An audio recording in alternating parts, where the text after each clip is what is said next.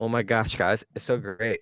And this is the first episode of the year, and I haven't seen like or heard from any of you in a year. Hope you guys are all doing well, and thank you for tuning into the Christian Music Bros podcast. Once again, I'm Brendan, and I want to thank you for tuning into the channel. And remember, if you like what you're hearing, to like, follow, and subscribe. And I have some exciting news. I can't really announce it yet, but please stay tuned to the pages in the next month or so, and I'll have that news announced. Today, I am with Brian Elder, and I'm gonna have Brian introduce himself. Hey, my name is Brian Elder. I'm a Christian artist and songwriter, and I'm grateful to be here with you, and so grateful. Thank you for having me on here. You're welcome. And I should get like a map of like where all these Christian artists are that I meet with, because then we could fill out like the map bingo. You're my first artist from Virginia, so we could fit you in there. Nice, nice. All right. But Put Virginia on the map. I know it was just cool to fill out because I had like someone from Oregon, I had someone from Cali, if I had people from McMaine, so it'd be just cool to just check off each state. That's cool. But thank you for joining me today, and thanks to everyone who's tuning in and watching this podcast. We're not live right now, but you always see the replays. And Brian, thank you for joining. Yeah, thank you for having me. Appreciate it, Um, Brendan.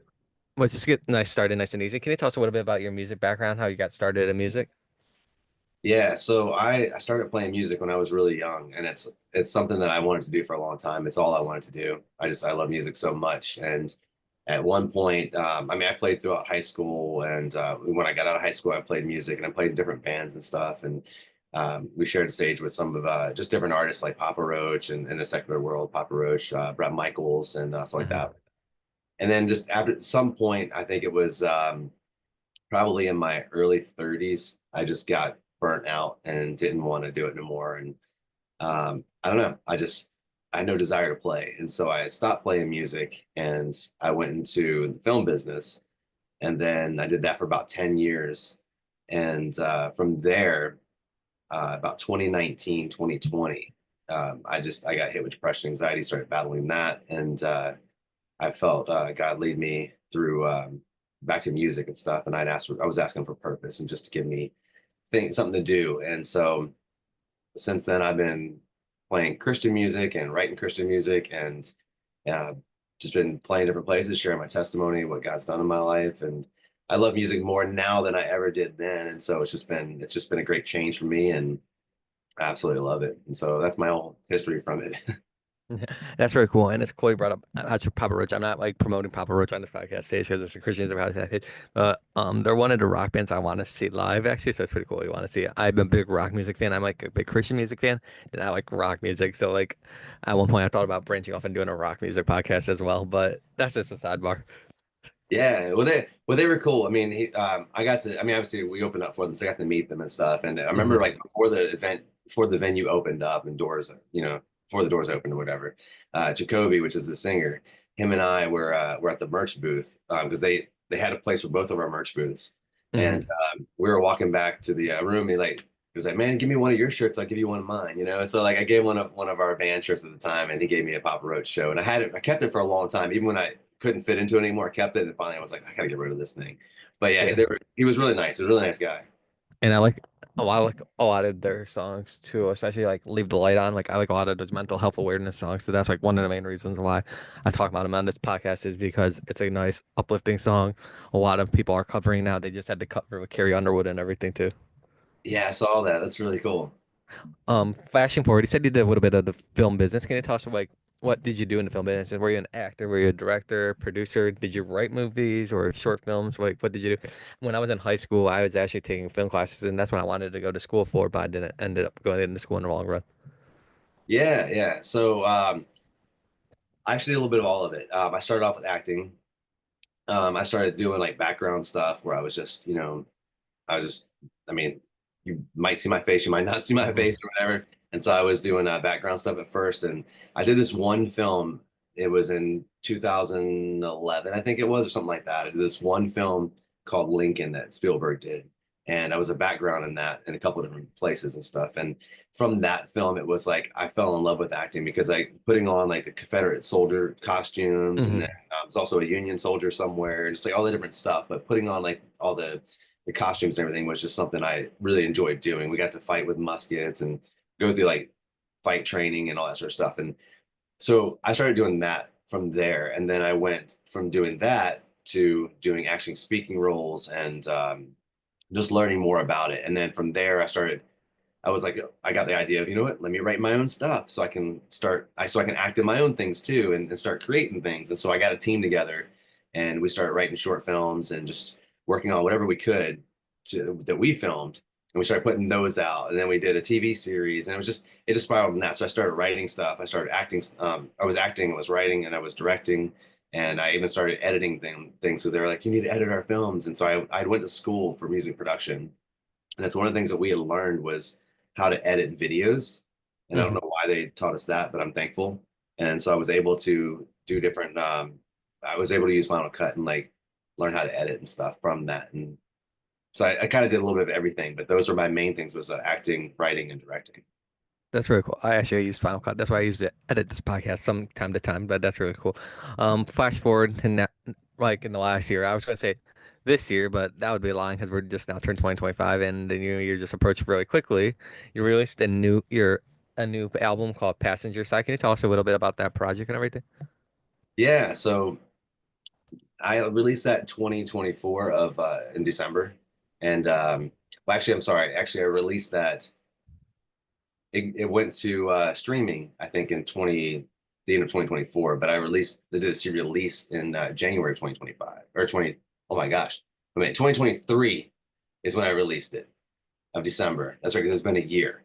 And then January of 2024 is when we had the release party. But that album it's got 5 songs on it. Unless you buy the physical copy, it's got 6. It has a acoustic track of My Wedding Vows, which is I Do. Um, Hmm. it's got different genres. It's got Passenger Side and Always There, which is 2 Christian rock songs. It's got It'll Be All Right, which I feel like is more of a Christian country song.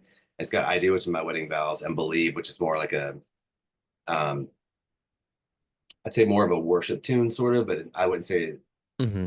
more of a worship tune. Um, I did that in a local studio here in Virginia, went in Chesterfield, and with full circle recording. Dan Uphoff. I mean, great studio. I mean, and he's so great to work with. So if you are in Virginia and you're looking for a studio, I recommend Full Circle Recording Studio. But yeah, I mean, it's got different genres of Christian music on it. It's very cool. And I feel like when you said Christian country, I feel like that's a big landscape right now. Like Corey Asbury has been touching on that genre a lot lately. I want to. Zach Queen's kind of Christian country, maybe more Christian folk, but he's kind of had some Christian country in there. Obviously, Crowder's been doing like the country swampy mix too and everything. So it Yeah, fits in just really well now with like the nowadays and now stages of Christian music. yeah, Um, yeah, we're now in 2025, not 2024, because we just this is now like January 3rd of 2025, and all the years are getting fun together, and they all go by fast, so fast. Do you have any plans for this year or any plans for this upcoming year? yeah. So my plan is to get out there as much as I can to play more festivals, more just to play more. I played quite a bit in 2024, but it wasn't still not as much as I want to. Hmm. Um, and so I want to get out more and play. I want to release more songs. I've got an opportunity to go record with Smiley, which is from Whiteheart. It's an old band back in Miley's the pretty cool. I Yeah, met yeah. Billy Smiley last year. Oh, you met with Billy? Yeah, like I know him. Like I went to a conference Yeah. and Braden, who was my co-host, we talked a little bit about him beforehand. Him and I were at a conference and he was there, so we got to meet him and everything. Yeah, he's a super cool guy. I just met him for the first time in actually this past month in December. I met him. I went to Franklin and he took me to the studio, to the one he owns, the Castle Studio, where like everybody records at the Castle Studio. And so Right. I got to go see the studio and I got pictures there and I got to play him some of my music. And he was like, man, I want to record these 3 songs with you. And I mean, he's a super nice guy. So that's one of my goals is to record 3 songs with him and push that out and see where it goes. And um, yeah, just get out there, man. I want to get out there. I want to play more. I want to record and write more. That's where my heart is. And I love sharing my testimonies and stuff. And for those who are watching, listening, streaming, putting me in the background for background music to sleep for night. I'm kidding. I hope you do not do that. I do not want to talk you to sleep tonight. I'm not Joe Rogan or Bob Ross, so I don't want to be in your background. But go check out Brian's music. He has written some really good stuff. I recommend it. Keep following his pages for more and more information with his new project or music he wants to release, where he's touring or like doing like festival wise and everything. Brian, we just have a few extra minutes with you here today. Do you have anything you want to speak about, like that's on your heart, or anything you want to share?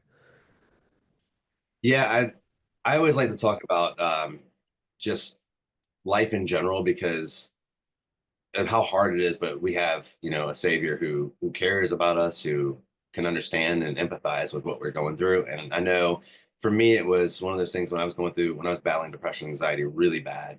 It was it was a hard struggle, but it was a lot of it was because you think you're alone. I mean, you start, questioning yourself, going, well, why do I feel this way and nobody else does and everything. And because a lot of people are ashamed to talk about it and stuff and don't want to, be labeled or whatever and all that sort of stuff. And it's like the whole thing is, it's much easier if you can talk about it and tell people how you're feeling and everything. And I love to share that you're not alone no matter what you're doing.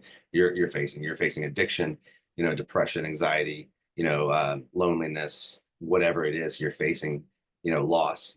We all struggle. We're all broken.